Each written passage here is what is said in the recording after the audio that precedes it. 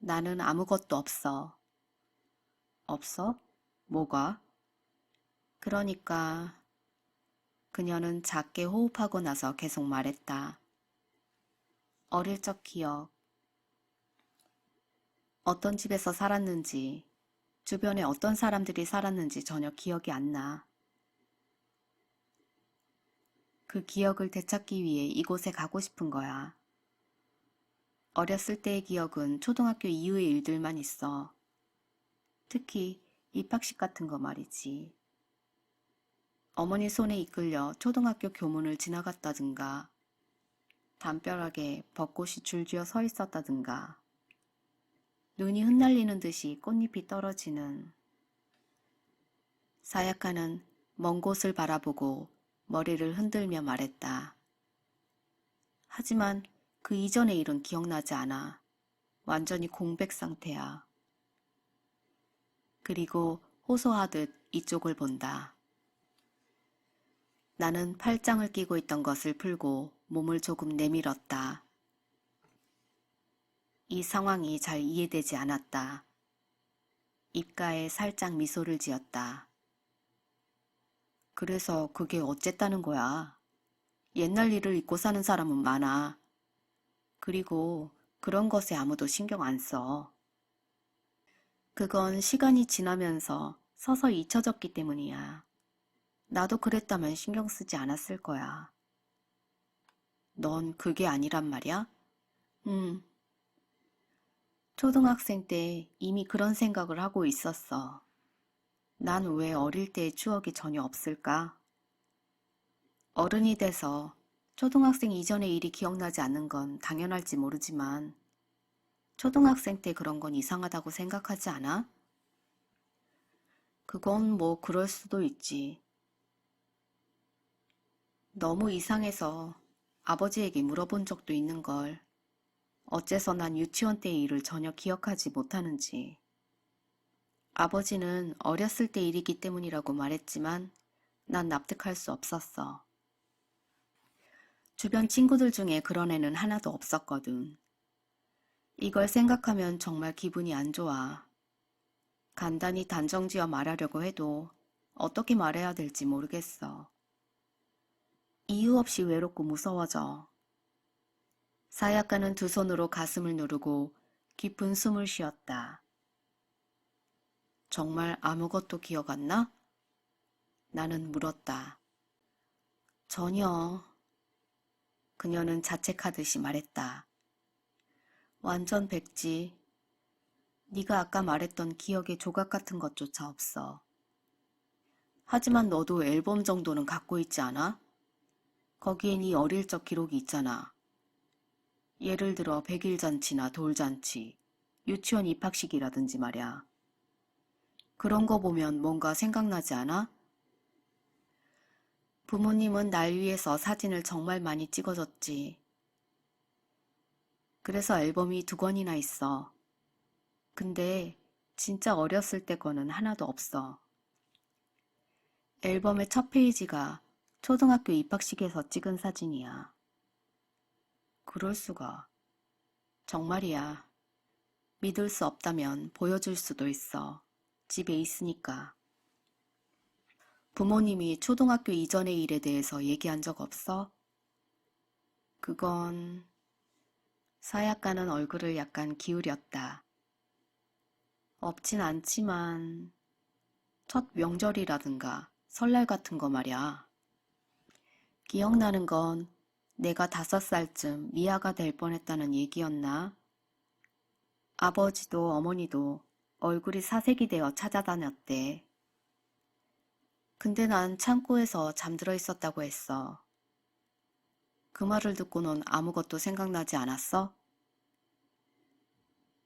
다른 사람 얘기를 들은 것 같은 느낌이야. 그녀는 작게 한숨을 쉬었다. 부모님도 그렇게 말하고 싶어 하는 것 같지 않았어.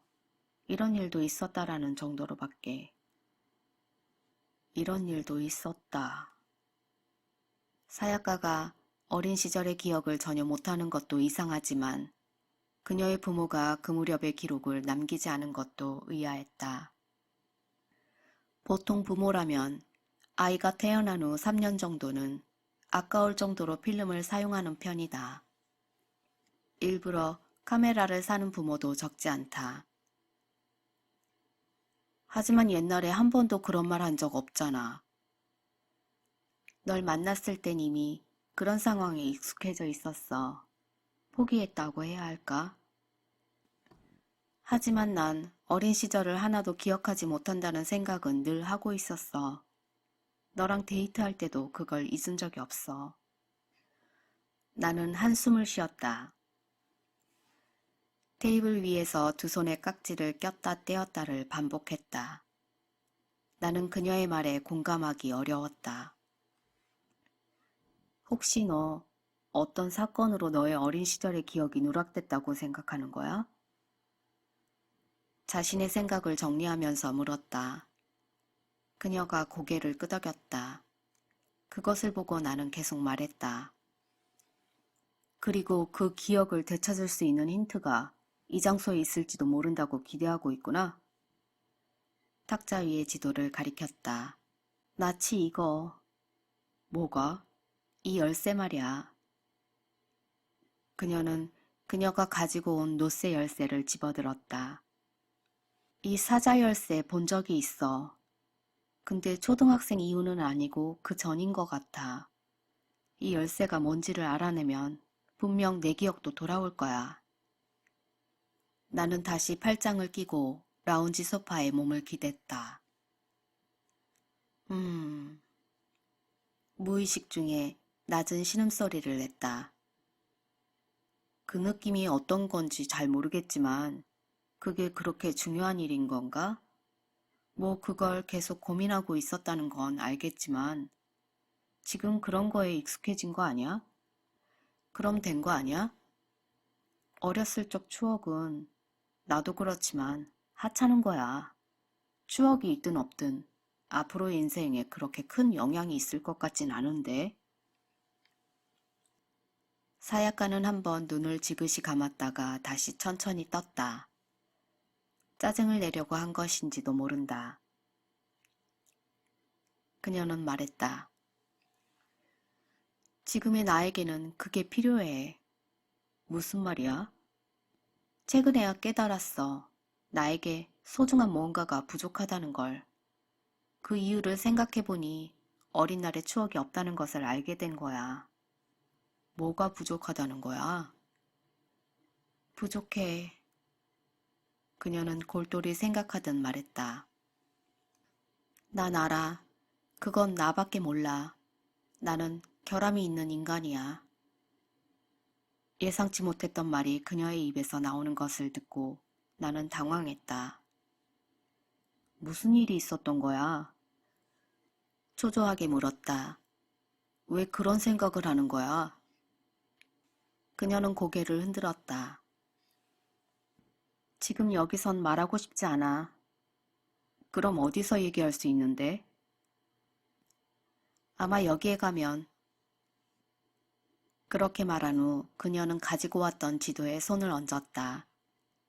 이곳에 가서 기억을 되찾으면 얘기할 수 있을 거라고 생각해.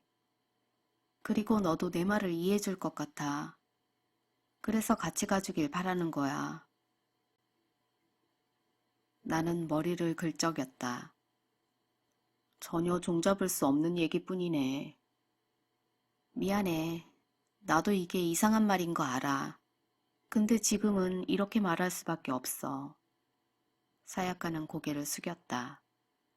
뭔가 정신적인 고민이 있고 그걸 해결하기 위해 지푸라기라도 잡는 심정으로 자신의 잃어버린 기억을 더듬고 있음을 짐작할 수 있었다.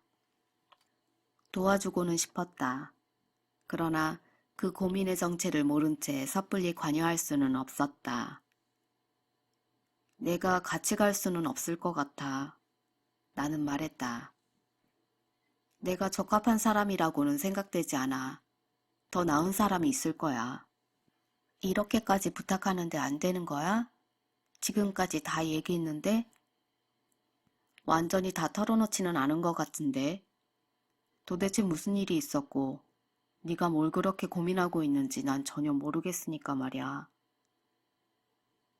그래도 이렇게 말해서 다행일지도 몰라. 그녀는 뭔가 말하려다 입을 다물었다. 설명하는 거에 지쳤는지 더 이상 말해봐야 소용없을 것 같아서인지 나는 판단이 서지 않았다. 그녀가 찻잔에 손을 뻗었지만 그녀의 찻잔은 이미 비워져 있었다. 두 사람이 아무 말도 하지 않게 되자 주변 사람들의 시선이 신경 쓰였다. 조금 전에 젊은 커플에게 눈을 돌렸다. 그들은 즐거운 듯이 웃고 있었다. 잠시 후 그녀가 입을 열었다. 알겠어. 가느다란 목소리였다. 내가 잘못 생각했나 봐. 너도 네 생활이 있는데 옛날에 헤어진 여자의 고민 따위에 일일이 상대해 줄 수는 없겠지. 고민이 있으면 언제든지 얘기해 들어줄게. 이런 식은 말고. 그래, 고마워. 하지만 이런 식이 아니면 아마 너에게 부탁할 생각은 하지 않았을 거야. 사약가는 쓸쓸한 듯한 미소를 보이며 말했다. 지도와 열쇠를 가방에 넣고 그녀가 일어서자 나는 테이블에 위에 계산서에 손을 뻗었다. 하지만 동시에 그녀도 그것을 잡았다. 두 사람이 서로 끌어당기는 모습이 되었다. 내가 낼게. 그녀는 고개를 한번 저었다. 내가 불러낸 거니까. 하지만 나는 계산서를 잡아당겼다. 그때 사약가의 왼쪽 손목 안쪽이 보였다. 손목시계의 벨트와 평행하여 두 개의 보라색 선이 눈에 띄었다. 나는 계산서에서 손을 떼었다. 할 말을 잃었다. 내 시선을 눈치챘는지 그녀는 계산서를 든 손을 몸을 뒤로 감추었다. 내가 낼게. 왼손을 가린 채 계산대로 향했다. 나는 라운지 출구에서 기다렸다. 그녀의 왼쪽 손목의 상처가 계속 내리에 남아 있었다. 그걸 봤을 때의 충격이 가시지 않았다고 해야 할지도 모른다. 사약가는 꾸중을 들을까봐 두려워하는 아이처럼 고개를 숙이며 돌아왔다. 잘 마셨어. 아니야. 그녀는 말했지만 목소리는 거의 들리지 않았다. 호텔 정면 현관으로 나와 나란히 밖에 섰다. 나는 지하철 쪽으로 가려고 했지만 그녀는 거기에 그냥 서 있었다. 나 택시 타고 갈게. 그래. 나는 고개를 끄덕였다. 하지만 우리는 작별 인사를 하지 않고 그대로 그 자리에 마주 서 있었다. 양복을 입은 세 명의 남자가 옆을 지나갔다. 나는 한 걸음 그녀에게 다가갔다. 남편이 알아도 괜찮니? 응? 만일 우리 둘이서 다니면 그걸 남편이 알아도 괜찮을까 해서. 아, 단단히 묶여있던 끈이 풀리듯이 그녀의 표정이 부드러워졌다. 그건 조심하면 돼. 근데 그 사람은 적어도 6개월 정도는 집에 돌아오지 않을 거야. 음, 여러 가지 생각이 머릿속을 맴돌았다. 아직도 망설이고 있었다. 사약가는 나를 올려다보았다. 같이 가줄 거야? 입술에 침을 적시고 나서 말했다. 이번 토요일에 시간 있니? 그녀는 한숨을 쉬었다. 시간 있어. 그럼 금요일 밤에 전화해줘. 자세한 얘기는 그때. 알았어. 그녀는 눈을 몇 번 깜빡거렸다. 고마워. 나는 그녀의 왼쪽 손목을 보았다. 그녀는 그의 눈빛을 눈치챘는지 그곳을 오른쪽 손바닥으로 감쌌다. 나는 눈을 돌렸다. 택시 타고 간다고 했지? 데려다 줄게. 아니야, 괜찮아. 그녀는 지금까지보다 약간 밝은 목소리로 말했다. 그래. 사약가를 그곳에 남겨두고 나는 걷기 시작했다. 호텔 앞 도로를 건너면서 뒤를 돌아보니 그녀는 여전히 이쪽을 바라보고 있었다. 나는 살짝 손을 들었다. 푸른 하늘에 입체감이 있는 작은 구름이 두둥실 떠 있었다. 더워질 것 같다. 레이스 커튼을 치고 침대에서 일어나 중얼거렸다. 머리가 좀 무거운 건 어젯밤 브랜디를 너무 많이 마신 탓이니 분명했다. 오늘 일을 걱정하느라 생각을 너무 많이 해서 좀처럼 잠을 잘 수 없었다. 눈을 뜬 것은 오전 7시였다. 이렇게 일찍 일어나는 건 평소에는 생각할 수 없는 일이다. 그래도 아직 7시 15분밖에 안 됐다. 아침 식사는 하지 않고 8시에 출발할 예정이었다. 신문을 샅샅이 읽고 TV 뉴스를 보다 보니 어느새 8시 5분 전이었다. 그러나 막상 나가려 할 때 이것저것 짐의 부족함을 느껴 챙기다 보니 결국 시간에 쫓겨 서둘러 출발하고 말았다. 자동차로 칸나나길 남쪽으로 가서 코엔지부터는 샛길로 달려 코슈 큰 거리로 나왔다.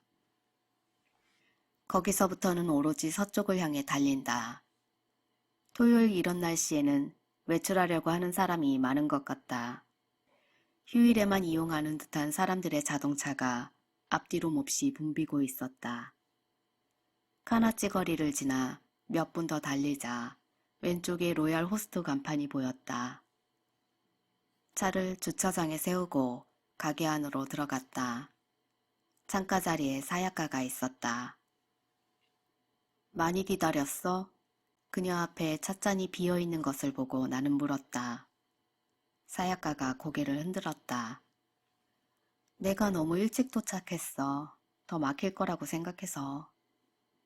어젯밤 전화로 그녀가 여기까지 택시를 타고 와 내 차를 타고 같이 가기로 했다. 나는 커피와 샌드위치를 시켰고 그녀는 아이스크림을 추가로 주문했다. 날씨가 참 좋네. 창문을 통해 하늘을 올려다보며 말했다. 그러게. 근데 밤부터 흐려질 거라고 일기예보에서 그러던데. 그래? 전화로 나가노 일기예보를 들었어. 준비성 철저하네. 그 근처는 날씨가 변덕스럽게 바뀌는 것 같아서. 그녀는 무심코 눈을 옆으로 돌리며 말했다. 루이비통의 가방이 어느 정도 빵빵하다. 당일치기로 다녀오기로 결정했다. 여자들은 당일치기인데도 왜 이렇게 짐이 많은 건지 잘 모르겠다. 그러나 그걸 물어보는 것도 이상하니 잠자코 있었다. 가방 옆에는 종이봉투가 놓여 있다. 안에 들어있는 건 앨범이겠지. 어젯밤 전화로 그녀가 그걸 가져온다고 말했었다.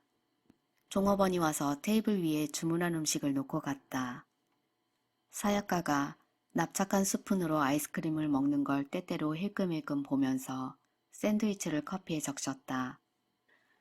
그녀가 분홍색 혀를 내밀고 아이스크림을 먹는 모습은 예전과 조금도 달라지지 않았다.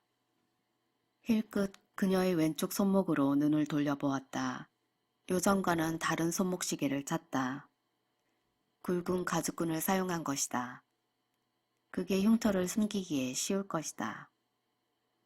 아침 식사를 마치고 출발했다. 코슈 큰 길가에서 서쪽으로 조금 더 가자 곧바로 쪼후 인터체인지의 표시가 보였다. 저기 CD 가져왔는데 들어도 될까?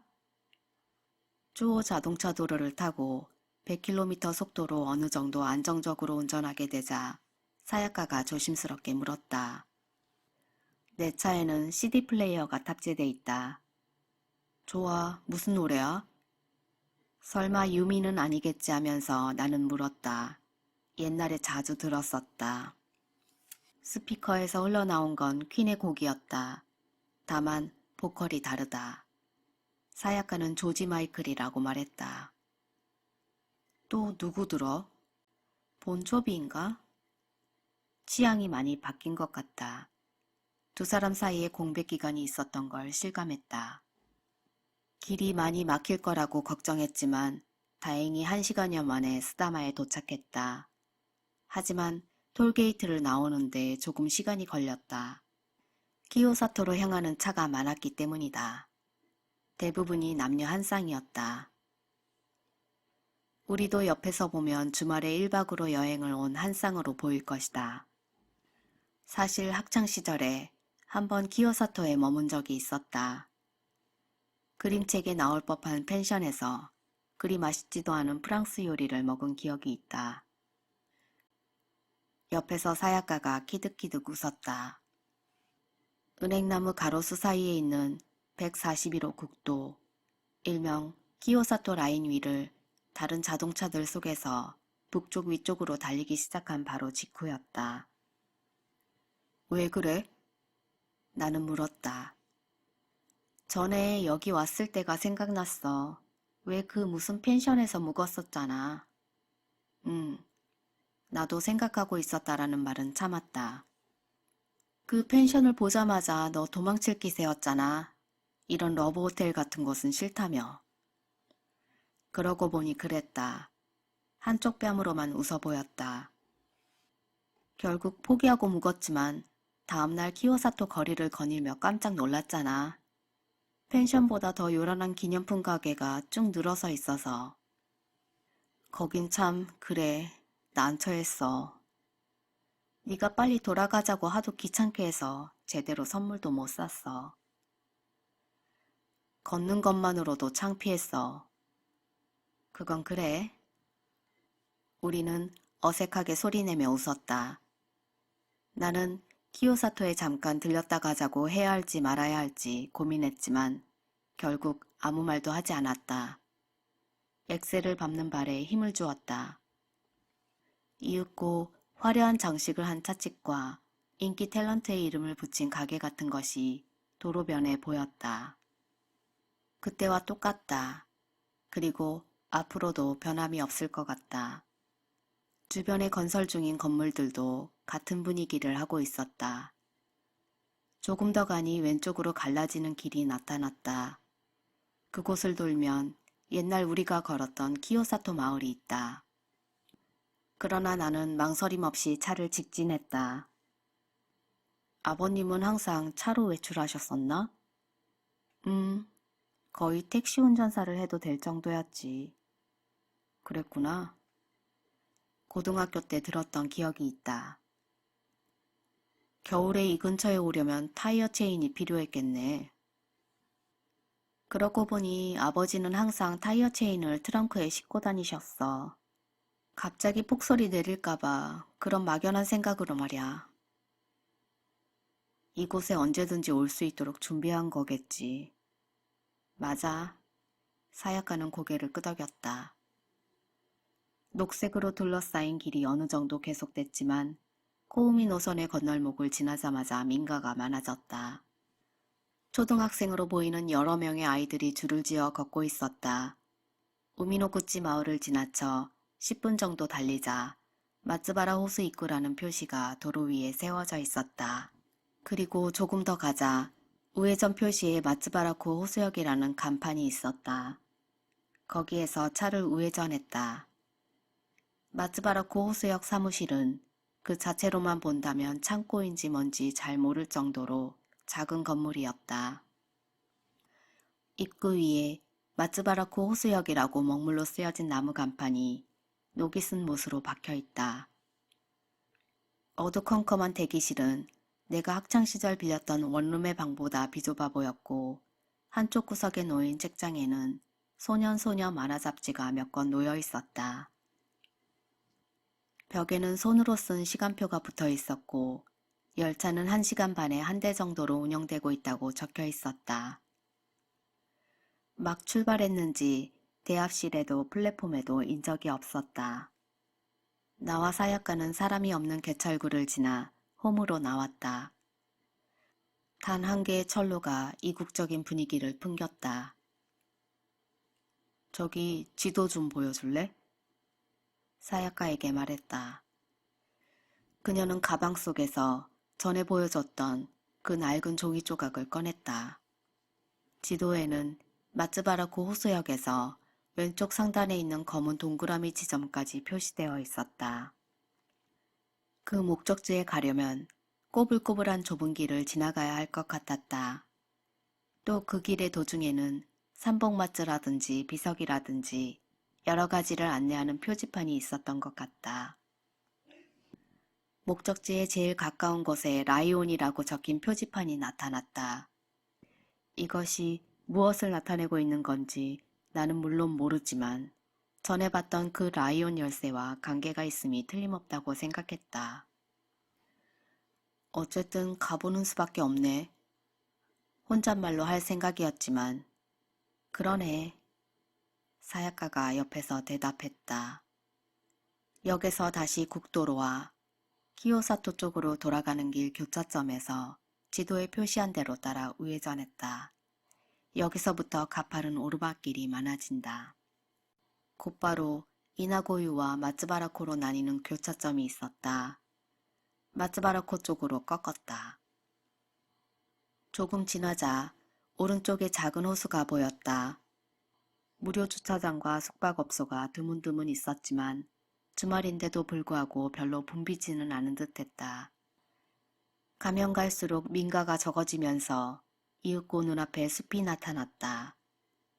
그 숲 입구에 소나무 세 그루가 나란히 서 있었다. 이것이 삼봉마트일 것이다. 망설이지 않고 차를 숲속에 세웠다. 지도에 의하면 이 숲속에 비석이라는 표시가 있고 거기에서 좁은 샛길로 들어가면 되는 것 같은데 잘 몰랐다. 그 후 급격한 커브길이 이어졌고 그 길이 끝날 때쯤에 유난히 새로 정비된 도로로 바뀌었다. 또다시 샛길이 일정 간격으로 있었다. 샛길 한 곳으로 들어가 보니 울창한 숲 안에 서양식 건물과 통나무집이 숨어있는 것이 보였다. 아무래도 이 일대는 별장 건물 부지로 되어 있는 것 같다. 길이 교차되는 곳에 세워진 간판에는 주변 모든 숲이 한눈에 들어오도록 깨끗하게 정리되어 있었다. 그리고 모든 도로 명칭이 세련된 이름으로 지어져 있었다. 이런 곳에 이런 별장 부지가 있는 줄은 몰랐네. 사약가가 말했다. 지도에 표시된 검은 동그라미도 어딘가의 별장인 걸까? 그럴지도 모르지. 그건 그렇고 비석이라는 곳 찾았어? 내 생각엔 이 근처는 아닌 것 같아. 이 근처라면 눈에 잘 안 띄는 간판보다는 도로 명칭을 써놓을 것 같은데. 그러네. 돌아가자. 숲 사이를 지나 방금 왔던 길로 되돌아갔다. 차 안에서 몇 개의 별장을 봤지만 대부분은 사람이 없는 것 같았다. 별장지에서 나와 약간 되돌아왔다. 숲속을 달리고 있는데 저기! 사약가가 목소리를 냈다. 나는 차의 속도를 늦추면서 그녀가 가리키는 쪽으로 시선을 돌렸다. 바로 옆 길가에 1미터 정도 높이의 네모난 돌이 풀에 파묻힌 채 서 있었다. 그것은 아무래도 자연석인 것 같았지만 그렇다고 비석이 아니라고도 할 수 없어 보였다. 바로 옆에 샛길도 있었다. 다만 어지간한 호기심이 아니면 들어가지 않을 거라고 생각될 만큼 길이 좁고 포장도 엉성했다. 이건가 보다. 가보자. 웅덩이 투성이인 길을 차는 덜거덩거리며 굴러갔다. 이윽고 콘크리트를 대충 깔기만 했을 뿐이라는 느낌의 포장길마저 도중에 끊어졌다. 그리고 거기에는 어떤 회사 창고인지 뭔지 알 수 없는 건물이 무너질 정도의 다 낡은 상태로 서 있었다. 나는 차를 더 몰아서 갔다. 길 양쪽으로 무성하게 자란 풀이 차체를 문질렀다. 곧이어 Y자로 갈리는 길에 도착했다. 지도 그대로다. 나는 차를 세우고 주위를 살펴보았다. 마지막 표시가 있어야 한다. 오른쪽에 작은 표지판이 세워져 있는 것이 보였다.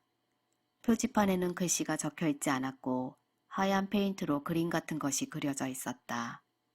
상당히 벗겨져 있어 알아보기 힘들지만 그것은 사자가 옆을 향한 모습임에 틀림없었다. 나는 아무 말도 하지 않고 운전대를 그쪽으로 꺾었다. 사약과도 말이 없었다. 거기서 10m 정도 더 가니 왼쪽에 건물이 보였다. 회색 집이었다.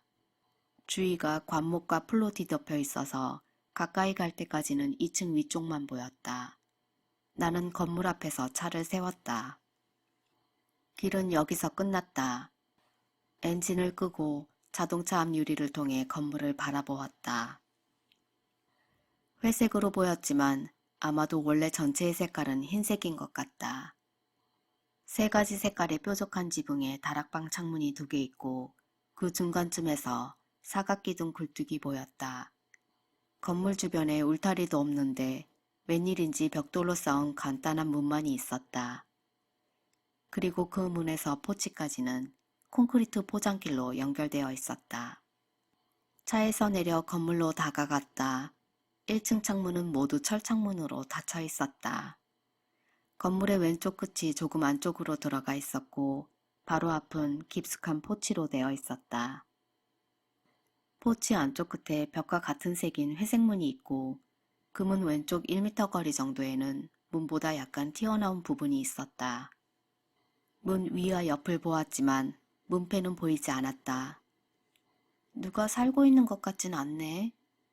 사약가가 옆에 와서 물었다. 역시 별장인 건가? 그런 것 같다. 초인종이 보이지 않아 오른쪽 주먹으로 문을 3번 정도 두드렸다. 바짝 마르고 단단한 삐걱하는 소리가 났고 내 주먹이 닿은 곳만 먼지가 떨어져 흔적이 선명하게 남았다.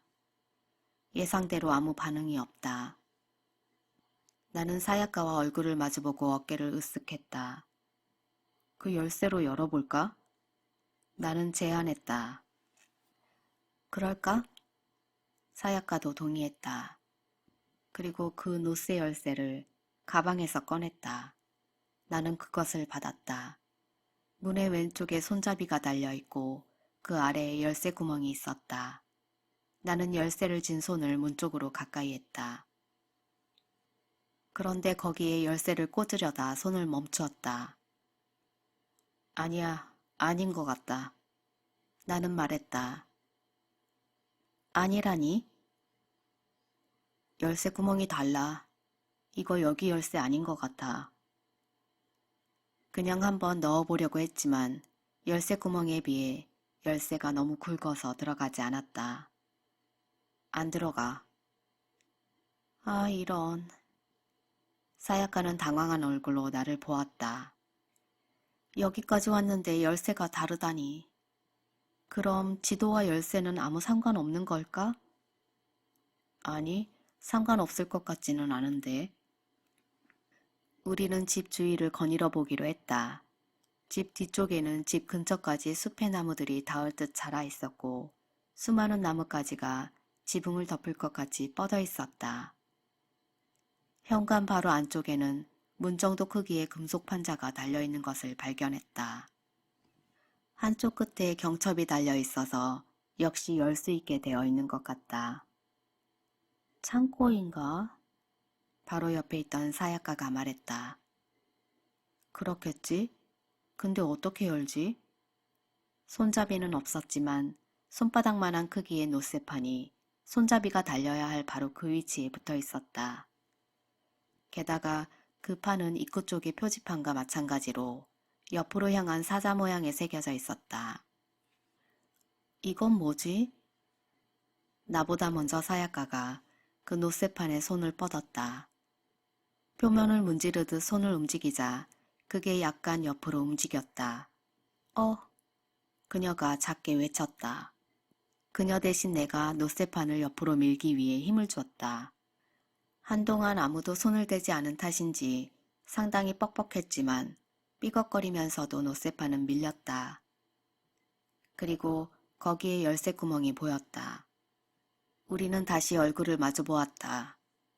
설레는 마음으로 사자 열쇠를 꽂아보았다. 열쇠는 구멍과 꼭 맞았다. 천천히 오른쪽으로 돌렸다. 소리는 나지 않았지만 뭔가가 빠지는 듯한 느낌이 손으로 전해져 왔다.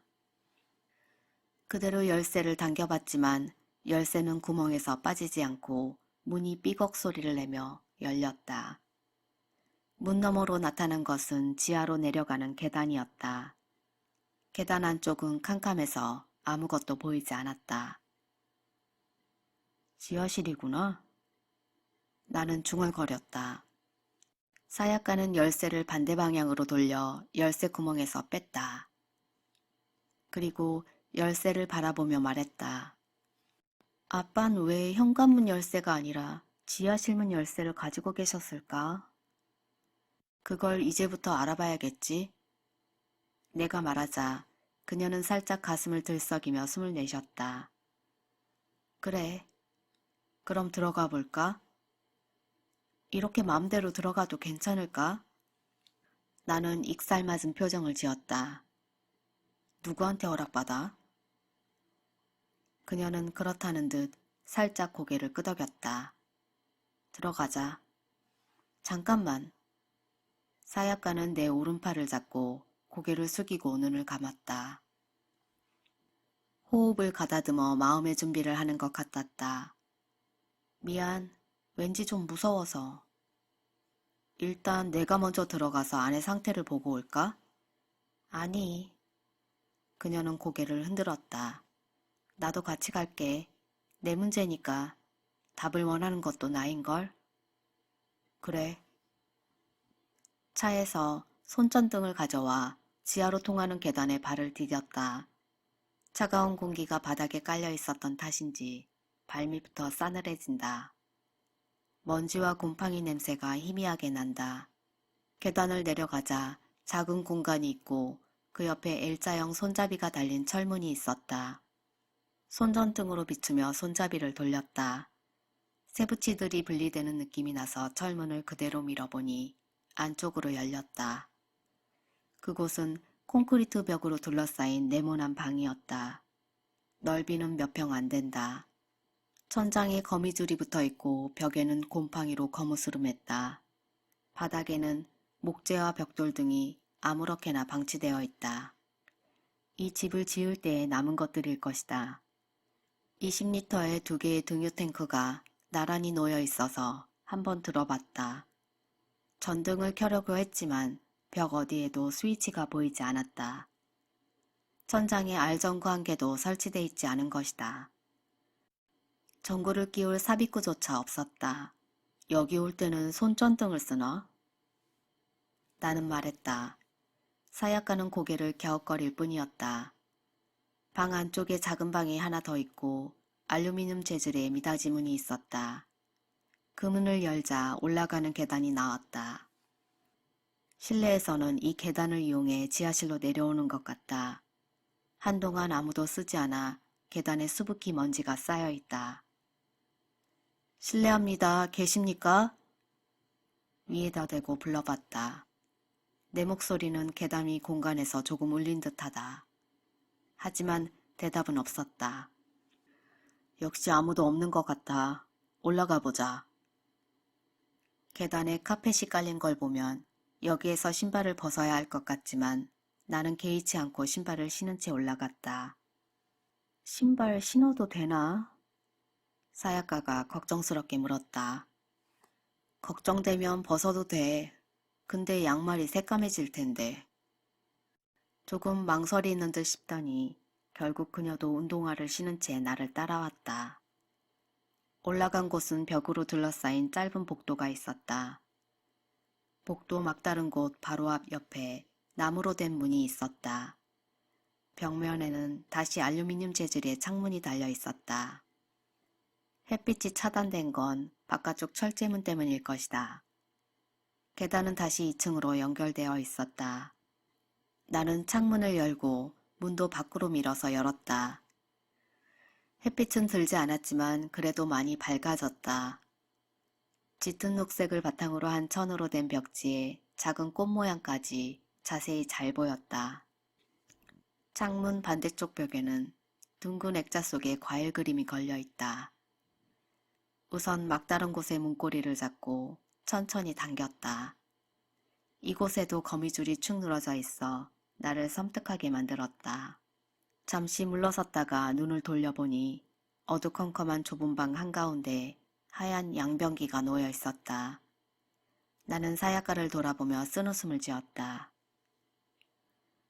맨 처음 온 곳이 화장실이라니. 어느 집에나 있는 거잖아. 그녀는 표정을 부드럽게 했다. 그래. 바로 앞에 세면대가 있어서 수도꼭지를 돌려봤지만 물은 한 방울도 나오지 않았다. 화장실은 쓸모없을 것 같네. 내가 말하자 사약가는 조금 겸연쩍은 표정을 지었다. 화장실 문을 닫고 또 다른 문의 손잡이에 손을 뻗었다. 손잡이를 돌려서 문을 밀자 삐걱거리며 열렸다. 스윽하고 희미하게 흘러온 공기가 내 뺨을 스쳐갔다. 오랫동안 밀폐되어 있었기 때문이겠지. 우리가 나온 곳은 현관홀이었다. 오른쪽에 현관이 있고 정면에 모양이 있는 유리문이 있다. 왼쪽 벽 앞에는 받침대 위에 장식되어 있는 양쪽에 손잡이가 달린 항아리가 있다. 즉, 현관 쪽에서 보면 홀 좌우에 문이 있고 정면에 항아리가 있는 셈이다. 현관문 좀 열어주지 않을래? 그게 앞으로 출입이 편할 테니까. 알았어. 사약가는 먼지로 인해 거의 원래의 무늬를 알 수 없게 된 현관 매트를 펄쩍 뛰어넘어서 출입문 쪽 신발 벗는 곳으로 내려갔다. 그 사이 나는 현관 옆에 놓여있는 신발장 문을 열고 안을 살폈다. 그곳에 들어있던 것은 운동화 2켤레와 검은 가죽구두 1켤레, 갈색 여성화 1켤레 뿐이었다. 신발장 밖에는 1켤레도 놓여있지 않았다. 이렇게 큰 집에 신발이 총 4켤레라니 이상했다. 만약 사람이 살고 있다면 말이다. 여기 좀... 사약가가 말했다. 왜? 열쇠가 안 돼? 그게 아니고 열쇠는 빠지는데... 그녀는 열쇠 손잡이를 달그락달그락 돌렸다. 열쇠는 빠지는데 문이 안 열려. 뭐? 왜 그러지? 나는 손전등으로 비춰보았다. 나도 모르게. 이게 뭐야? 하고 말했다. 문의 내 모서리에 굵은 볼트와 쇠붙이로 고정되어 있다. 문은 열 수 없게 되어 있었다. 왜 이렇게 해놨을까? 모르겠어. 나는 허리에 손을 얹고 꽤 단단해 보이는 볼트와 쇠붙이들을 바라보았다. 근데 이것으로 분명해졌네. 이 집의 출입구는 우리가 들어왔던 그 지하실 입구뿐이라는 거야. 사자 열쇠가 출입구 열쇠였던 거네. 뭐 때문에 그런 귀찮은 일을... 아마 무단으로 들어가지 못하게 하기 위해서겠지. 하지만 이렇게까지 하면 정작 자신들이 사용할 때 불편할 텐데. 나는 팔짱을 끼고 생각했지만 합리적인 해답을 얻을 수 있을 것 같지는 않았다. 멍하니 신발장 위에 걸린 액자로 시선을 돌렸다. 액자 속 그림은 어떤 한글을 그린 것이었다. 몇 척의 요트가 정박해 있다. 문득 이상한 느낌이 내리를 스쳤다. 하지만 그 묘한 느낌이 어디에서 오는 것인지는 나 자신도 몰랐다. 방에 들어가 볼까? 사약가가 말했다. 그래서 생각하는 것은 그쯤에서 그만두었다. 그래, 들어가 보자. 다시 신발을 신은 채로 홀에 가서 모양이 들어간 유리문을 밀었다. 문은 삐걱거리는 소리를 내며 열렸다. 그곳은 거실 같았다. 천장이 높은 것은 통풍이 잘 되게 하기 위함이다. 중앙에 소파와 테이블, 벽 쪽에는 피아노가 놓여 있고 구석에는 벽난로가 있다.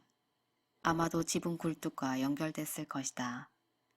문 바로 옆 벽에 3개의 스위치가 있어서 전부 눌러봤다. 그러나 전등은 켜지지 않았다. 차단기가 내려간 것뿐이라면 다행이지만 수도시설처럼 전기도 안 된다면 귀찮은 일이다. 나는 손전등으로 발밑을 비추며 실내로 갔다. 털이 길고 따뜻해 보이는 카펫이 깔려 있었다. 뭔가가 가만히 숨죽이고 있는 듯한 느낌이 들었다. 어두워서 왠지 무섭네. 사약가가 내 팔을 잡고 말했다. 창문 좀 열까? 남쪽이라고 생각되는 곳에 커다란 알루미늄 재질의 창이 2개 있었다. 그것을 열고 다시 철문을 열었다. 눈부신 햇빛이 들어올 줄 알았는데 그 정도까진 아니었다. 어느새 하늘이 뿌옇게 흐려지기 시작했다. 밤부터 비가 올 것 같다고 사약가가 말했던 것을 생각해냈다. 그래도 손전등이 필요 없을 정도로 거실은 환해졌다. 나는 방안을 다시 한번 둘러봤다. 테이블도 피아노도 구석구석 먼지로 뒤덮여 있었다. 피아노 위에 와인색의 옷을 입은 프랑스 인형들이 앉아 있었다. 머리가 긴 여자아이 인형의 커다란 눈이 이쪽을 보고 있다. 그 머리도 작은 어깨도 먼지로 뿌옇게 변해 있었다. 들어온 문에서부터 우리가 있는 곳까지 드문드문 우리 둘의 발자국이 찍혀 있었다. 다른 발자국은 없었다. 꽤 오랫동안 아무도 이곳에 발을 들여놓지 않았다는 얘기가 된다. 창문 위에는 원형시계가 걸려 있었고 시계는 11시 10분을 가리킨 곳에서 멈춰 있었다. 나는 내 시계를 보았다. 오후 1시 5분이다. 사약가가 피아노로 다가가 그 위에 펼쳐져 있던 악보를 들여다보았다. 그 악보 역시 먼지로 변색돼 있었다. 바이엘이네. 그녀가 중얼거렸다. 그것이 초보자를 위한 교본이라는 것쯤은 나도 알고 있었다. 이 집에 피아노를 배우기 시작한 사람이 있다는 건가? 아니, 있었다고 해야 하나? 사약가는 침울한 표정으로 악보 페이지를 넘겼다. 펼쳐져 있던 곳을 뺀 모든 페이지는 가장자리가 약간 누렇게 바랬을 뿐 나머지는 새 것처럼 하였다. 신기한 집이네. 나는 말했다. 한동안 아무도 살지 않은 것은 확실한 것 같아.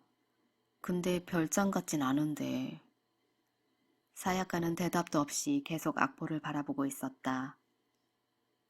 그게 뭔가 이상한 거야? 나는 물었다. 그러나 그녀는 잠자코 있었다. 그러다가 마치 두통을 참을 때처럼 눈썹을 찌푸리고 관자놀이에 손가락을 댔다. 나는 말없이 그런 그녀의 표정을 바라보며 긴장했다. 벌써 이곳에 온 성과가 나타난 줄 알았던 것이다.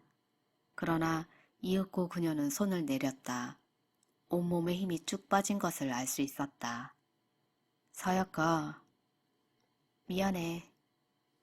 이쪽을 보지 않고 그녀는 사과했다. 뭔가 생각날 것 같았어. 근데 착각인가 봐. 너무 기대했나 봐. 착각인지 아닌지는 아직 모르지. 조급해할 거 없어. 시간은 아직 충분히 있으니까. 그래. 그런데 정말 이런 유령의 집 같은 곳에 도움이 되는 게 있을까? 설령 있다 하더라도 그걸 찾을 수 있을지. 이런 곳까지 억지로 부탁에 데려온 주제에 이런 나약한 말해서 미안하지만 한 번에 알 거란 생각은 안 했어. 나는 그녀의 머리를 손가락으로 가리키며 계속 말했다. 어쨌든 20여 년 만에 그 머릿속을 열쇠로 억지로 열려고 하는 거니까. 그러자 사약가는 자신의 머리에 손을 대고 기억이 녹슬지 않았으면 좋겠는데 라며 힘없이 웃었다. 나는 무심코 피아노를 보았다. 순간 인형과 눈이 마주쳐서 가슴이 철렁 내려앉았다.